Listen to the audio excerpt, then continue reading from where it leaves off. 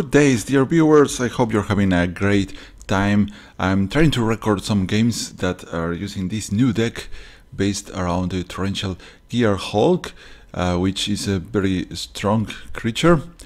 When this enters the battlefield, you may cast target instant card from the graveyard without paying the mana cost. That is great. So that means you can get to cast an instant for free. But I got the idea of the deck by watching a streamer by the name of Shaolin Monk that it was trying to have a deck he was using red and blue deck that tries to go widely activations in prowess, and his plan was he was trying to get 3 triggers of prowess in 3 different creatures at the same time, which is quite a feat, but it gave me the idea of the Gearhulk. So what are we going to do is try to send spells such as the Essence Flux in our graveyard that gets this one exiles target creature that we control and then returns it to the battlefield. If we target the Gearhulk, then we can keep going on, and that's the main goal of the deck, to cast all these spells from the graveyard. And what are we going to do? We assembled a deck that has a lot of interesting cards that also have cool effects when entering the battlefield. Topple Guys is a 1 mana 1/1 flyer that gets to tap a creature, then Essence Flux to blink our creatures. If the creature is a spirit, then it gains a +1/+1 counter, which is nice, but we don't have that many spirits here. Then Glorybound Initiate, just 1 copy, but this is a nice way to gain life in the game, because we can exert this 3/1 to give him a +1/+3, which means it becomes a 4/4 during the attack. If we exert, the exert means that we don't get to untap the card during our next untap step, but if we flicker the Glorybound Initiate, then it doesn't matter and we get to attack again. Then Countless Gears Renegade, this is going to provide us with board presence. If Revolt is enabled, then the guy spawns a 1/1 servo token.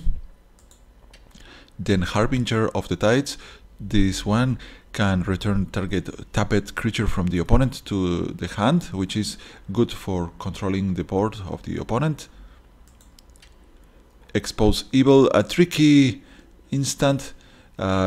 We get to tap 2 creatures and investigate. This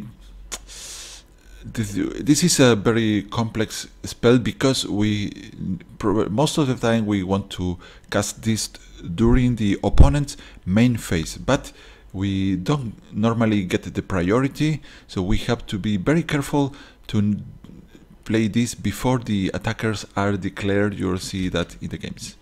Pious Evangel, it's another way to gain life in the deck. If we have this on board and then we start exiling and bringing back all our creatures, then we are going to gain massive amounts of health out of a Pious Evangel. Deadeye Harpooner, this with Revolt can destroy a target tapped down creature. So if we get our opponent tapping down his creature and we flicker the Harpooner, they are gone.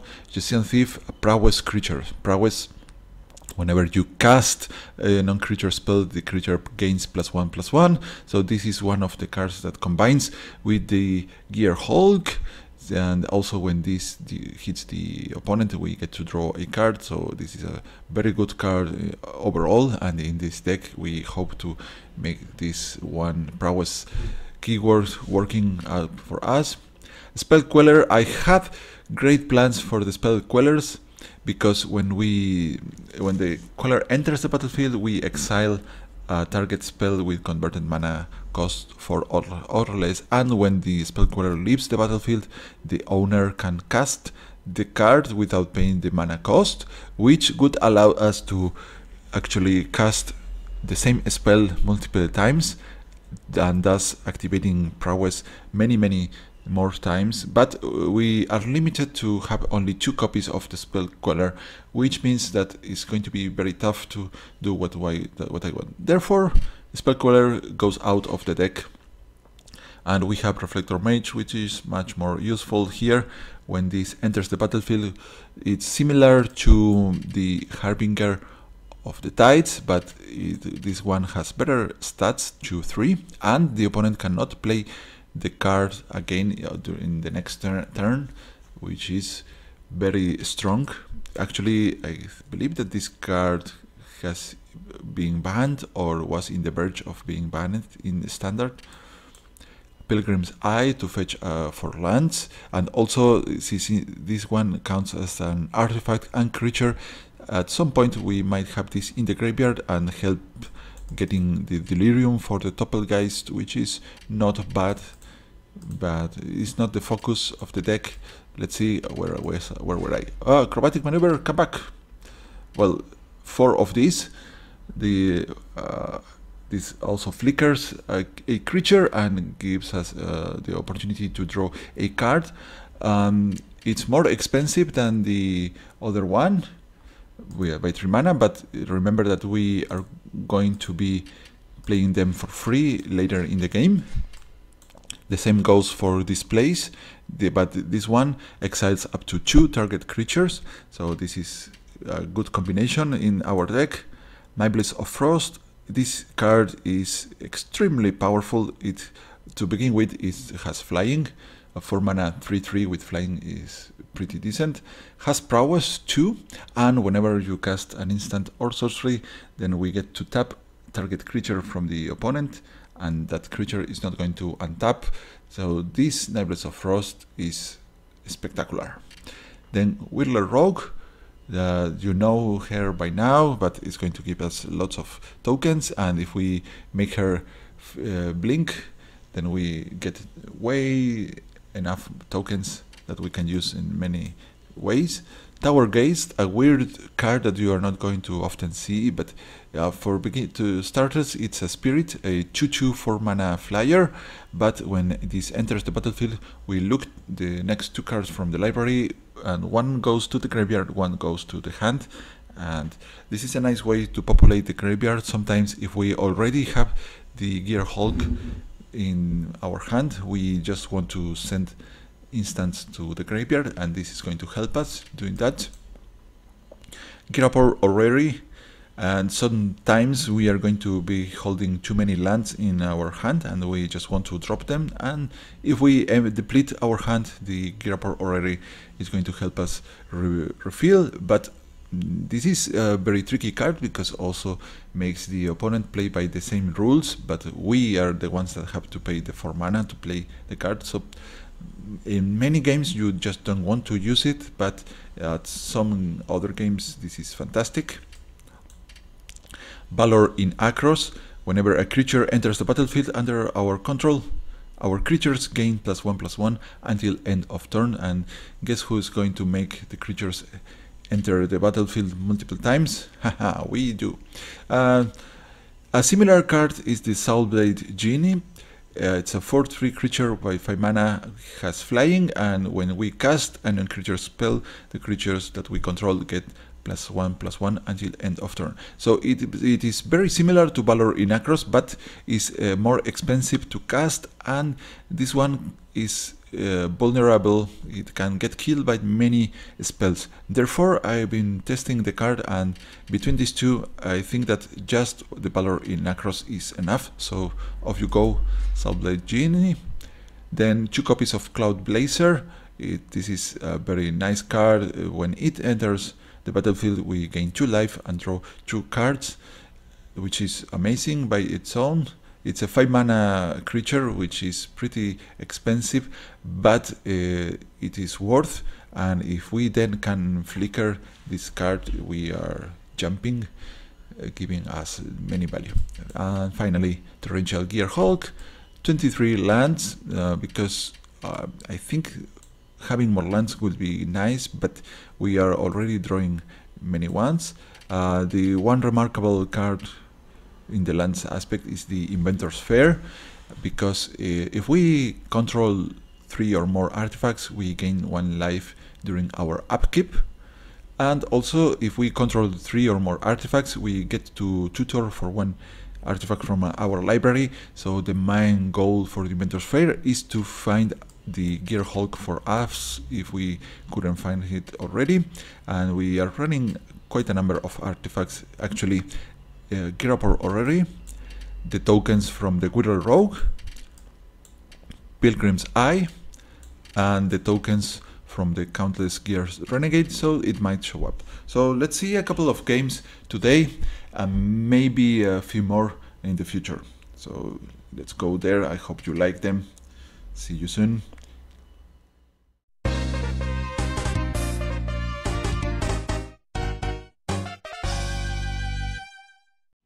Well, let's see. I'm hunting for a nice games to show you. So this is all for you, dear viewers. And I'm having some issues trying to record. The game has been acting and freezing sometimes. If my rank goes too low, then I'm not going to find nice opponents to face. Too many 3 drops with just 2 lands. Also not enough lands in the hand. Well, this is going to have to make it to these 2 are nice 4 drops, and we have the 4 lands, but we don't have anything early, so this game is probably a tough one with this hand. Maybe we are lucky and get something that allows us to draw fast. Instead, we find more lands. The mulligan in the deck here is pretty tricky to do. What to do? The opponent looks like the opponent is either going for a 5-color deck or a revolt deck, which means he probably runs lots of planeswalkers if he goes that way. No, 2 of these. Maybe it's an enchantment deck. It's also a possibility. But, well, on the bright side, this start is a bit slow, so there are no creatures trying to attack us, and the opponent gets to draw cards out of this. On the other hand, we still haven't we did not found anything that we can play on turn 2 or 3. Another planes. The opponent can pretty much have anything at this point with 2 arbitrary colors, and he decides to draw, so he probably doesn't have a good card up there. And Renegade Rallier, so this is a revolt deck.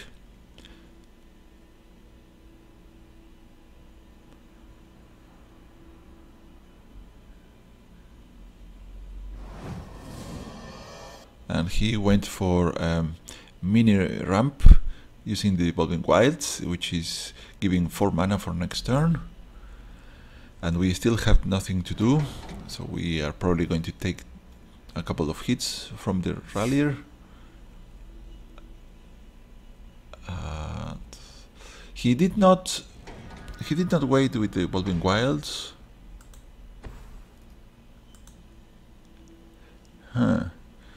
Which is, it's a weird thing. Maybe he has another one of the Ralliers to fetch that Evolving Wilds and from beyond. But that's scary, since if the opponent chose to go with a huge Eldrazi, we are in trouble.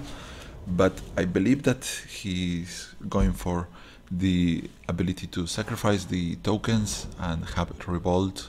Hopefully that's the case. And here we are going to go for the rogue, which is going to give us a couple of blockers for the Rallier, so we don't take unnecessary hits. Now, the good news is that now we are not having mana issues on the blue side of the deck, at least. Now the opponent has 5 mana available with any color that he might need. and he can also search for some Eldrazi creature from the deck.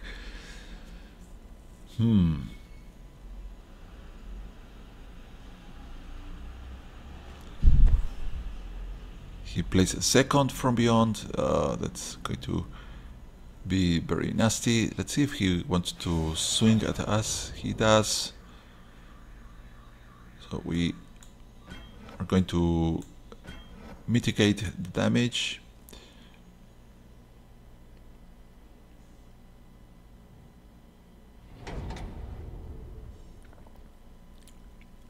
Now the question is what to play here.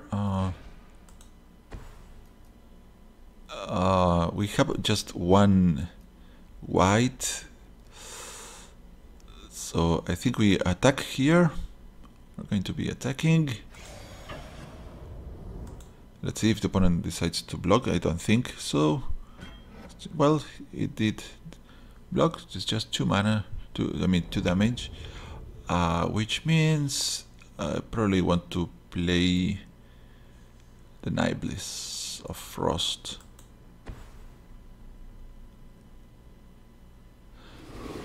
So I think we might see some planar outburst in a deck like this. So I don't want to overcommit here.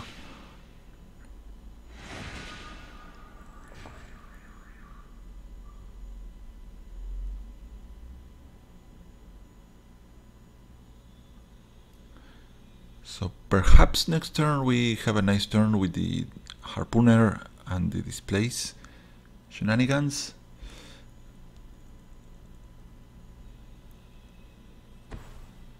And the opponent is going for clues, so lots of enchantments and token generation. Harpooner kills our Wheeler Rogue. You. How come you are playing this card? This is not fair.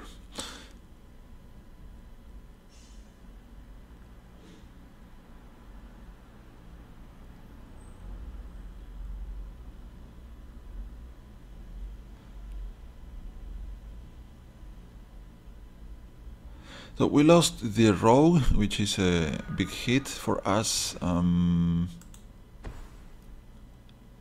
Let's attack with the guy here.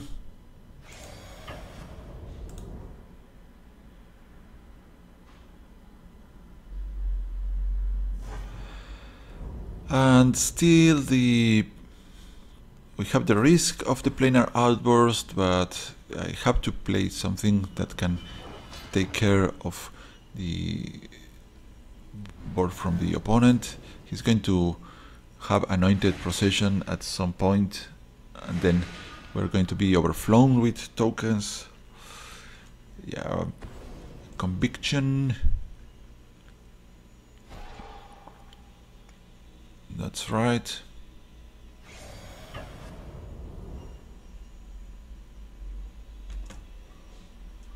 Skip blocking and cast Displace on these two. Well, the Niblis not necessary, but we do it anyways. We tap down 1 token and we're going to kill the Harpooner. Opponent could save the Conviction by activating the ability with the Enchanted Plains. But we got rid of 1 creature, prevent some damage, tap down the token. The opponent gets to draw next turn. Let's see if we can find something nice to play.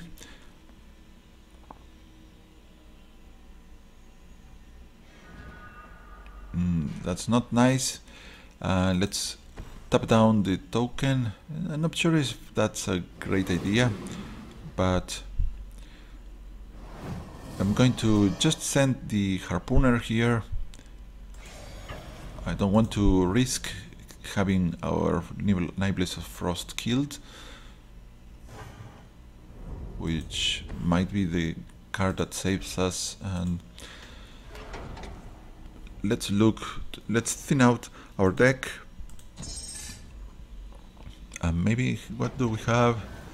Yeah, we are one card type short for the having Delirium for the Doppelgeist. But now the opponent is filling his side with lots of tokens.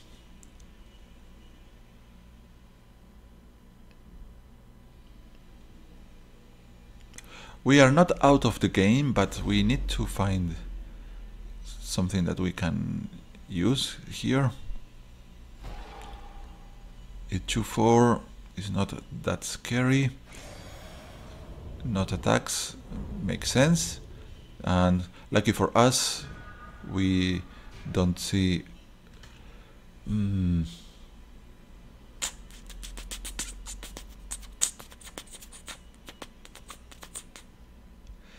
Well, what to do here? We can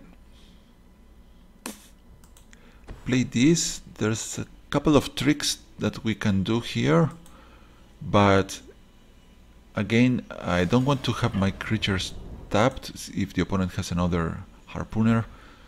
So let's see. So with this we can use the Essence Flux to. What is the opponent doing? He took back the aura for some weird reason. Now he has too many mana on the ready.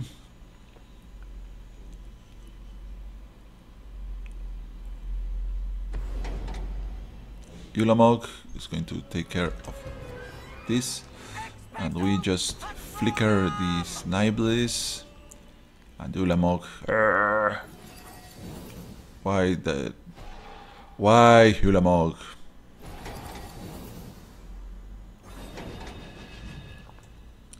The only thing that can save us is the Reflector Mage here. So if we don't top deck Reflector Mage, we can kiss this game goodbye.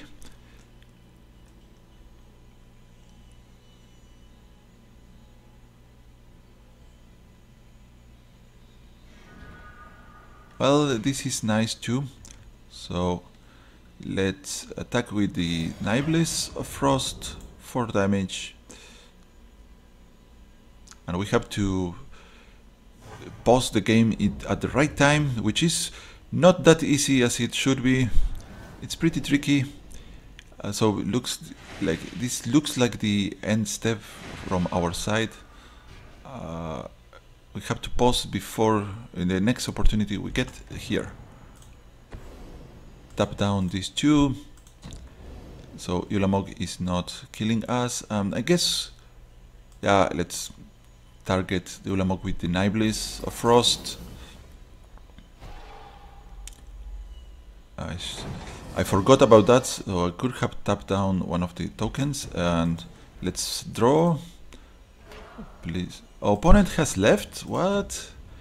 I don't know if he conceded or if he just had a misconnection. The game has been acting lately. We are not finding what we want to find. So I guess I'm swinging with this and these two. But no, I'm not sure about this one. Yeah, let's try to push as much damage as possible. If the opponent does not block now, then he's at 6, and then the Frost is going to finish off the opponent next turn. So yeah, he has to block. This is one less point of damage against us, and now Ulamog is not untapping, hopefully. The opponent is going to draw 2 cards, get some tokens. We can still maybe win if we have a nice top deck here. Yeah. What is this? Conviction. Not scary. So there are 5 blockers in the ground. If we have a Whirler Rogue, we also win because we can make one of our creatures unblockable. The opponent cannot block in the air with this deck. Come on, please. Please, please, please, please, please. No attacks. So he wants to prevent damage to the face. Or is the AI? No, the AI is too conservative to attack here, which in the end I think is a nice plan. Come on, top deck, something. Don't land, not land. Yes, this is great because with the maneuver we get to draw a card and make the Niblis larger and even kill one of the blockers with the harpooner. So let's do that. Choose a creature to exile you. We're going to tap down one of the tokens. Ulamog is indestructible, so we cannot kill Ulamog with the harpooner. Oh yes, yes, yes, yes, yes, yes! We cannot destroy you, so Gearhulk is the center of the deck, of course. So here we just win. Essence Flux. Let's acrobatic maneuver first.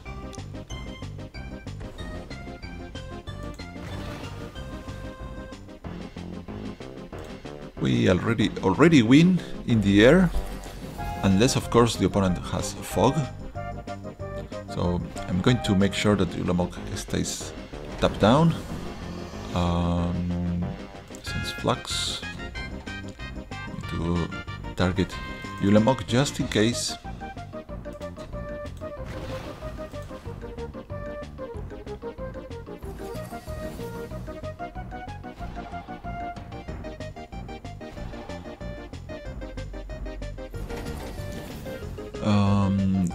The displays, these two, we're going to tap down this, which we can destroy now.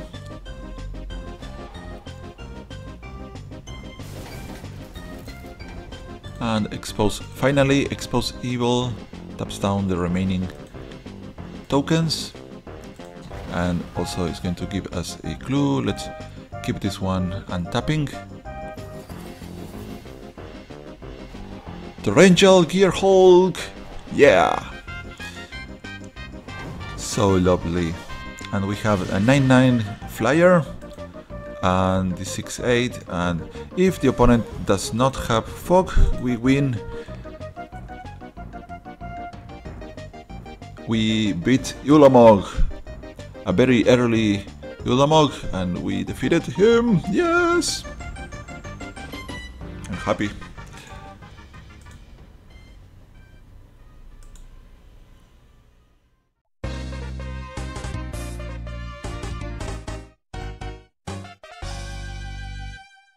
Alright, let's try our luck once more. I believe that the hardest part of the current deck is the mulligan. We need to have a playable hand to begin with. But we also want to get to our end game soon.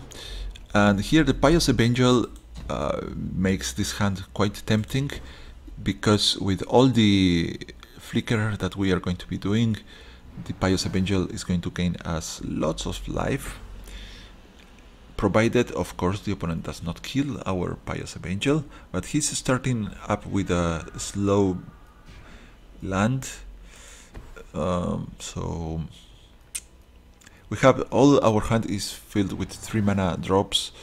Let's see what is the opponent doing. Consul's Lieutenant, 2/1 first strike.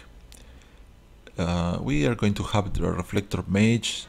So or the harpooner, but the harpooner is not going to have Revolt enabled anytime soon, so we are going to go for the life gain plan, then Reflector Mage or Displace, or both at some point.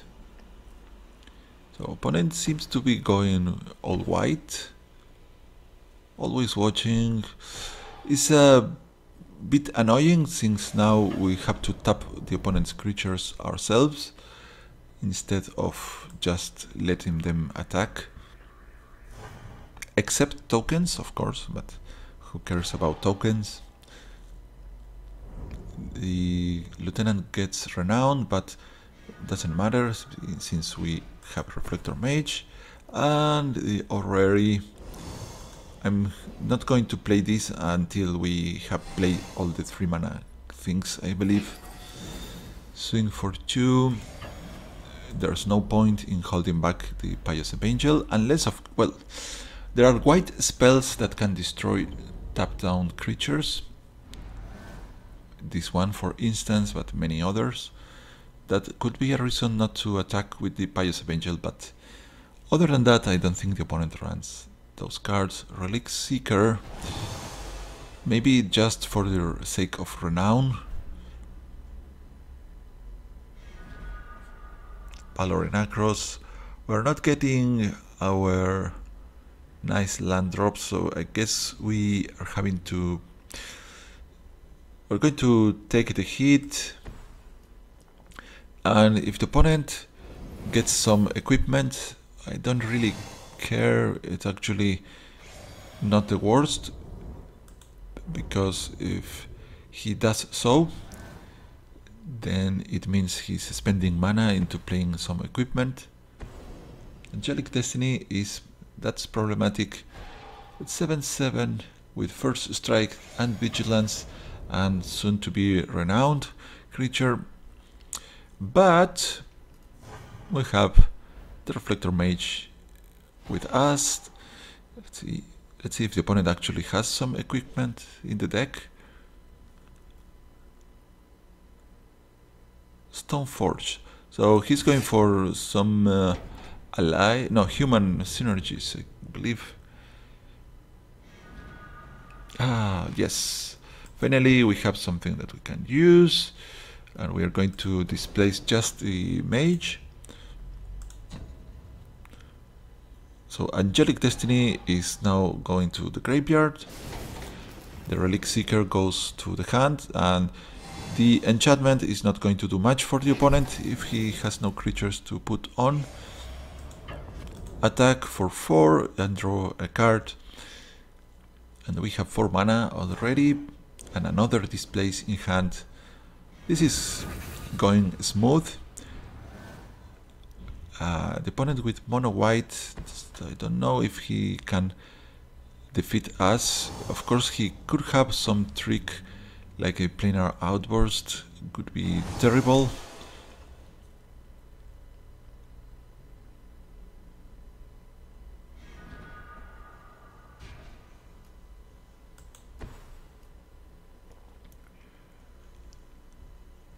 Alright, let's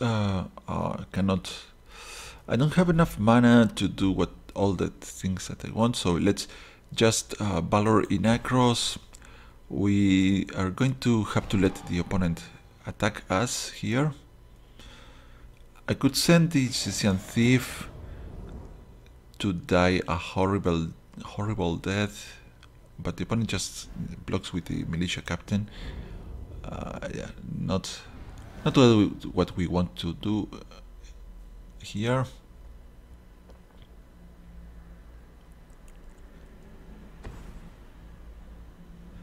Relic Seeker comes down again, and Lone Rider. This is scary, given that he has lifelink. But I think we can send a gigantic Scythian Thief. We still don't have as much mana as that we would like to have, but let's try this. Scythian Thief. Opponent let her go through. Reflector Mage is great, so we are going to send back. I guess this is a very scary one.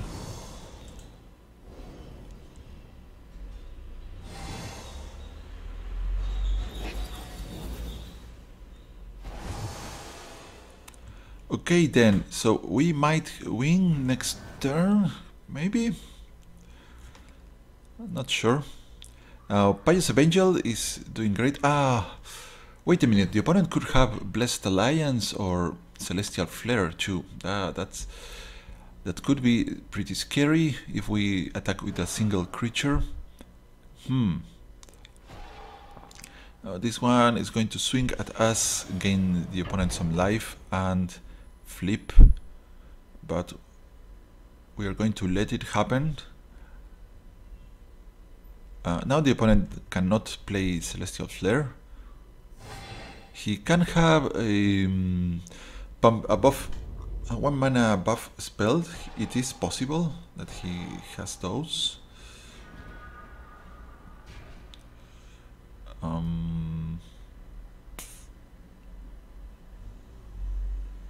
Okay, we're going to flicker these two.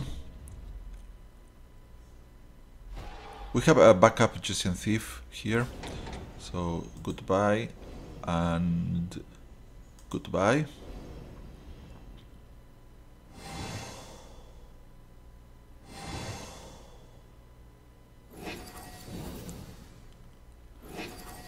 We are going to attack with these two. Even if the opponent has some buff, I think it is a decent attack.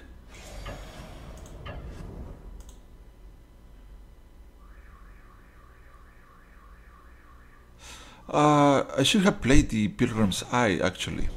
It would have given me my land. Well, we have it. We now have it. Going to drop Jessian Thief instead now. It's better than the Pilgrim's Eye, I think. Had I played the Pilgrim's Eye, I would have made the guys stronger. I would have my land. Yeah, that was a misplay. I could. Oh, now the opponent has much more mana, which means he could pack some combat tricks. He's equipping. And what now? I don't mind the opponent attacking us. He is dropping something, which means again we are not worried. Once again, we don't care about Celestial Flares or Blessed Alliance, and we can safely take 4 points of damage. It's not going to matter.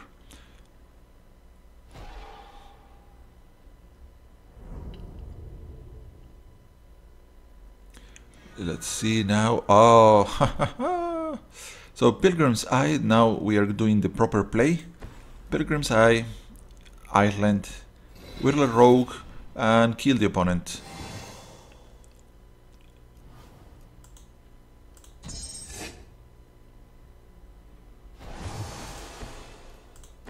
This is 3 creatures entering the battlefield. So in total 4 activations of Valor in Acros, and the opponent leaves the game. Let's just hit face to say we did it and call it a day. I hope you have enjoyed the deck. There are many shenanigans that you can try to do here, but hopefully you get the idea of what is this about. Oh, pow! Well, soon we are going to be seeing the arena in action. I want to cast something, but I'm not sure about if I want to do it in English or Spanish. Let me know what you guys think about that. Until next time, sayonara!